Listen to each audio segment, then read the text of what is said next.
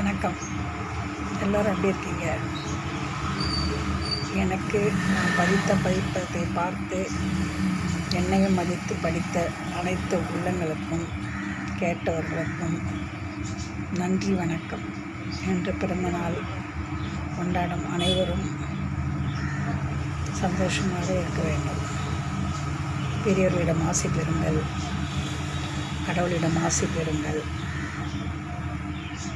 மாலை எல்லோரிடமும் ஆசி பெற்று இருப்பவர்கள் கேக் வெட்டலாம், இல்லாதவர்கள் சாக்லேட் கொடுக்கலாம், தவறில்லை. நாங்களும் அந்த காலத்தில் என்ன பிறந்த நாளாக கொண்டாடினோம் கிடையாது. என் மகளுக்கு கொண்டாடுவேன். என் வசதி போல்தான்.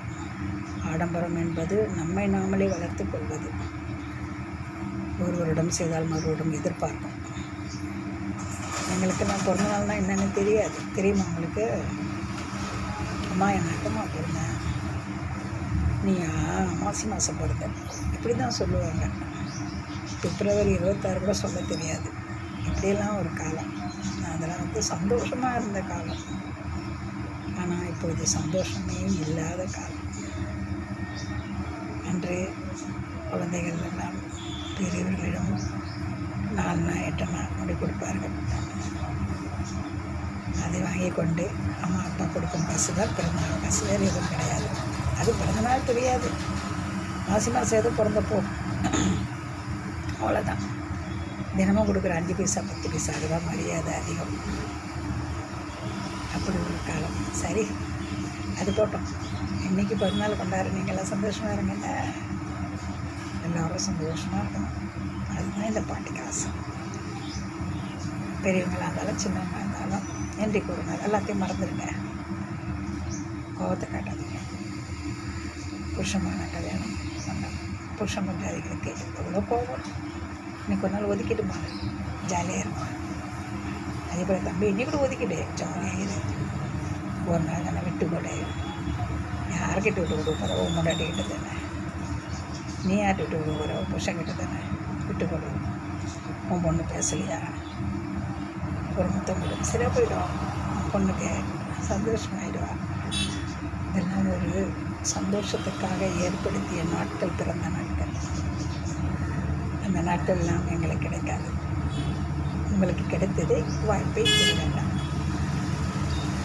சரி, அவளை விட இது சொல்ல தோன்றுவதை சொல்கிறேன்.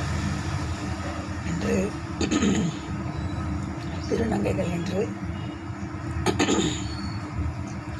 நிறைய பிள்ளைகள் வருகிறார்கள். ஒவ்வொருவரும் அழகாக தான் நடிக்கிறார்கள். அவர்களை பார்த்து கிண்டல்களை செய்ய வேண்டும். நம்மளால் முடிந்தது 10 ரூபாய். சாப்பிட்டியா கண்ணு? சாப்பிட்டோமா? அத்தனை சாப்பிட்டியா? அந்த பரிவு நான் நினைப்பது அதுதான். என் வயிற்றில் ஒன்று பிறந்திருந்தால் தள்ளிவிட முடியுமா? தள்ளி வைத்தாலும் அதை தேடி பார்க்க தான் முடியும். ஆனால் பரிந்துரை என்பது வேறு, பார்ப்பதை கிண்டல் செய்வது வேறு. அப்படி செய்யாதீர்கள். ஆண்களிடம் போவார்கள், 10 ரூபாய்க்கு 100 ரூபாய் கொடுக்குறாங்க, கை வைப்பாங்க. அவருடைய இயல்பு. உன்னால் முடியுமா? கூப்பிட்டு இந்த 100 ரூபா வாங்கிட்டு போக சும்மா கொடுக்க முடியுமா? இல்லை வேலைனா தர முடியுமா? அந்த படித்த பிள்ளைங்கள்லாம் அதை செய்கிறாங்க. அடுக்காத பிள்ளைங்க இதை தேர்வு வாங்கி இருக்கிற கடையில் வசூல் பண்ணிட்டுங்க அது சேர்த்து வச்சு வேலை நேரத்தில் சாப்பிடுவோம். அது அவங்களுடைய சொல்லுவார்கள் விதி என்று சொல்வார்கள். இந்த விதியை நாம் சொல்ல முடியாது. அது விதியை வென்றுவிடும். அதுபோல் தான் அந்த குழந்தைகளும் யாரும் யாரையும் கேவலமாக நினைக்கவே கூடாது. திருநங்கைகள் மட்டுமல்ல, திருமங்கைகளையும் பார்த்துதான். திருநங்கைகளை பார்த்து கிண்டல் செய்வது, திருமங்கைகளையும் பார்த்து கிண்டல் செய்வது பொற்கத்தல். பிள்ளைகள் எப்போது பேர் உட்கார்ந்து ஒரு காலம் மாறிக்கொண்டே வருகிறது.